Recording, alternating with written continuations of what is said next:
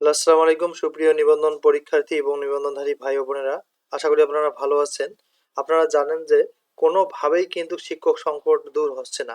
কিসের কারণে দূর হচ্ছে না এ সম্পর্কে একটা গুরুত্বপূর্ণ তথ্য যা এনটিআরসিএ থেকে জানানো হয়েছে, চলুন আমরা দেখে নিই। আর যারা 19তম প্রিপারেশন নিচ্ছেন তারা 19তম প্রিলিমিনারি এবং রিটেন সাজেশন আমাদের কাছে নিতে এই হোয়াটসঅ্যাপ নাম্বারে যোগাযোগ করতে পারেন। শিক্ষক সংকট দূর না হওয়ার কারণগুলো জানালো এনটিআরসিএ। এই সমস্যা সমাধানের উপায়সমূহ কি কি? দেশের বেসরকারি এমপিওভুক্ত শিক্ষা প্রতিষ্ঠানে প্রায় ৮০,০০০ শূন্যপদ রয়েছে। এ পদগুলো পূরণে গণবিজ্ঞপ্তি প্রকাশ করা হলেও শিক্ষক সংকট কাটছে না। অথচ দেশের সিংহভাগ শিক্ষার্থী এসব প্রতিষ্ঠানে লেখাপড়া করেন।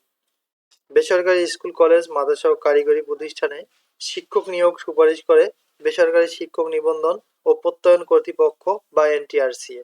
শিক্ষক সংকট কেন যাচ্ছে না এমন প্রশ্নের উত্তর খুঁজতে প্রতিষ্ঠানটির একাধিক কর্মকর্তার সঙ্গে কথা বলেছে দ্য ডেইলি ক্যাম্পাস। তারা বলেছেন নানা কারণে শিক্ষক সংকট কাটছে। এর মধ্যে প্রতিষ্ঠান প্রধানদের ই রেজিস্ট্রেশন না করা, এটি কিন্তু মেইন কারণ। প্রতিষ্ঠান প্রধানরা যদি ই রেজিস্ট্রেশন না করে তাহলে কিভাবে শূন্যপদ আসবে? শূন্যপদের তথ্য না দেওয়া, যতগুলো শিক্ষক প্রয়োজন তার চেয়ে অধিক চাহিদা দেওয়া অন্যতম। এই কাজগুলো সঠিকভাবে সম্পন্ন হলে একদিকে যেমন শূন্যপদের সংখ্যা কমতো, অন্যদিকে প্রার্থীদের ভোগান্তিও কমতো। শিক্ষক সংকট দূর না হওয়ার কারণ জানাতে গিয়ে এনটিআরসির শিক্ষা দপ্তর ও শিক্ষামান শাখার এক কর্মকর্তা নাম প্রকাশ না করার শর্তে জানান, তথ্য ও যোগাযোগ প্রযুক্তি, ভৌত বিজ্ঞান, চারু ও কারুকলা, আইসিটি লেকচারার, সহকারী মৌলভী ও ইবতেদায়ী মৌলভী পদে প্রার্থী সংখ্যা কম। এছাড়া নারী কোটায় অনেক পদ ফাঁকা থাকে। এই জন্য মূলত শিক্ষক সংকট দূর করা যাচ্ছে না। ওই কর্মকর্তা আরও জানান, নারী প্রার্থীরা নিয়োগ সুপারিশ পেলেও স্বামীর কর্মস্থলে জেলার প্রতিষ্ঠিত না হলে যোগদান করতে চান না। অনেক পুরুষ প্রার্থী নিজ বাড়ি থেকে দূরত্ব বেশি হওয়ায় সুযোগ সুবিধা খারাপ এমন প্রতিষ্ঠানে সুপারিশ পেলেও যোগদান করেন না।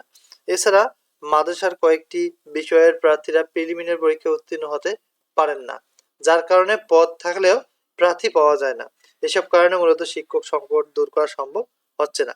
ই রেজিস্ট্রেশন করেনি ৩,০০০-এর বেশি প্রতিষ্ঠান। বেসরকারি এমপিওভুক্ত শিক্ষা প্রতিষ্ঠানের তথ্য হালনাগাদের জন্য ই রেজিস্ট্রেশন কার্যক্রম শেষ হয়েছে। ২৮,০০০-এর বেশি স্কুল, কলেজ, মাদ্রাসা ও কারিগরি প্রতিষ্ঠান ই রেজিস্ট্রেশন করলেও প্রায় ৩,০০০ শিক্ষা প্রতিষ্ঠান তথ্য হালনাগাদ করেনি। এই প্রতিষ্ঠানগুলো শিক্ষক নিয়োগের চাহিদাও দিতে পারবেন না। বাংলাদেশ শিক্ষা তথ্য ও পরিসংখ্যান ব্যুরোর সর্বশেষ তথ্য অনুযায়ী দেশে বেসরকারি এমপিওভুক্ত শিক্ষা প্রতিষ্ঠান রয়েছে ৩১,৮২৬টি। এর মধ্যে মাধ্যমিক ও উচ্চশিক্ষা অধিদপ্তর রয়েছে ১৭,৬৩৪টি, কলেজ রয়েছে ২,৮৬৮টি, মাদ্রাসা রয়েছে ৯,১০২টা এবং কারিগরি প্রতিষ্ঠানের সংখ্যা ২,২২২টি। এই প্রতিষ্ঠানগুলোর মধ্যে ৩,০০০-এর কিছু বেশি শিক্ষা প্রতিষ্ঠান এই রেজিস্ট্রেশন করেনি। প্রসঙ্গত, বেসরকারি শিক্ষা প্রতিষ্ঠানের শিক্ষক শূন্য পদের তথ্য এনটিআরসিএ কে জানানোর প্রথম ধাপই হচ্ছে ই রেজিস্ট্রেশন। যেসব শিক্ষা প্রতিষ্ঠান এই রেজিস্ট্রেশন করেনি তারা কিন্তু শিক্ষক নিয়োগের জন্য শূন্য পদের চাহিদাও দিতে পারবে না। ফলে ৩,০০০ প্রতিষ্ঠানে শিক্ষক স্বল্পতায় পাঠদান ব্যাহত হলেও সরকারের কিছুই করার থাকবে না। এসব প্রতিষ্ঠান কেন রেজিস্ট্রেশন করেনি সেটি জানানো সম্ভব হয়নি। মূলত আসলে তারা চাচ্ছে যে আবারও তারা কমিটির মাধ্যমে নিয়োগ দিবে, এখানে কিছু মোটা অঙ্কের টাকা তারা ভোগ করতে পারবে। এই আসলে কিছু ইয়ের কারণে তারা কিন্তু আসলে শূন্য পদের সংখ্যা দেখাচ্ছে না।